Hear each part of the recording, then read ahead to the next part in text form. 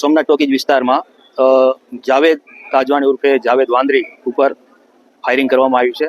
ગોળી એના માથામાં વાગી છે અને અત્યારે તેમની સારવાર માટે જૂનાગઢ ખાતે ખસેડવામાં આવે છે.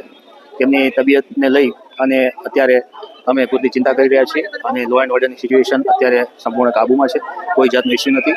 ગોળી મારવામાં જે ફારૂક મૌલાના અને એના બીજા 3 થી 4 સાથીદારોના જે નામ આવ્યા છે, આ શંકાસ્પદો છે, એની પણ તપાસમાં અમે ટીમો રવાના કરી છે.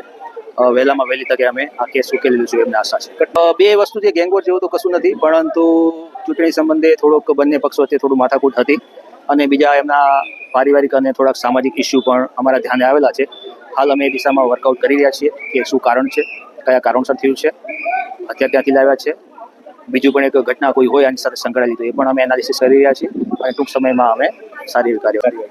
આપણે જાણીએ છીએ તેમ જે ફાયરિંગની ઘટનામાં લગભગ 1 થી વધુ આરોપીઓ છે. મિનિમમ અમને જે અત્યાર સુધીના નામ મળ્યા તેમાંથી 4 થી 5 આરોપીઓએ આ સાથે મળીને કૃત્ય કરેલું છે. તો એ જે આરોપીઓ કરેલું છે એ પકડવા માટે આપણે LCB SOG અને જુદી જુદી ટીમો બનાવી છે અને તમામ દિશાઓમાં એ અત્યારે પ્રયત્નશીલ છે કે આપણે જલ્દીમાં જલ્દી આરોપીઓને પકડી લઈશું. અન્ય પણ 2 વ્યક્તિને ઈજાઓ છે. હા, એ પણ અમને અત્યારે જાણવા મળ્યું છે. એક અત્યારે મને અહીંયા હોસ્પિટલમાં જ મળ્યા, એમને પણ સેમ કમ્પ્લેન કરી છે. હવે આ ઘટના સાથે સંબંધિત છે આ ઘટના કે અલગ ઘટના છે, અમે હાલ તપાસ કરી રહ્યા છીએ.